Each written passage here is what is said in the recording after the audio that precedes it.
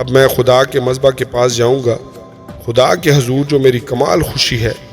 اے خدا، میرے خدا، میں ستار بجا کر تیری ستائش کروں گا۔ اے میری جان، تو کیوں گری جاتی ہے؟ وہ اندر ہی اندر کیوں بے چین ہے؟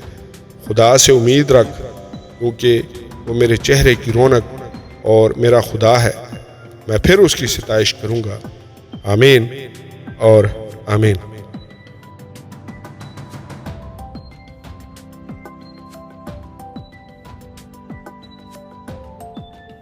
کلام مقدس پرانے عہد نامہ میں سے زبور کی کتاب، اس کا 43واں باب، جلاوطن آدمی کی پکار۔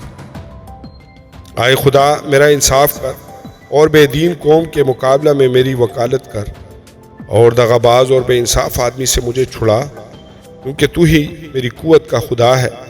تو نے مجھے ترک کر دیا، میں دشمن کے ظلم کے سبب سے کیوں ماتم کرتا پھرتا ہوں؟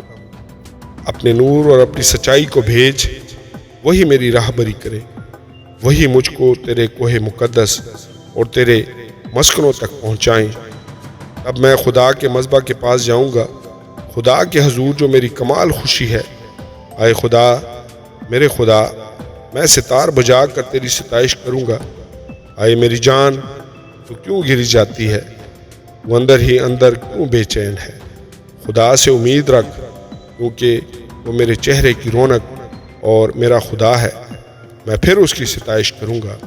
آمین اور آمین۔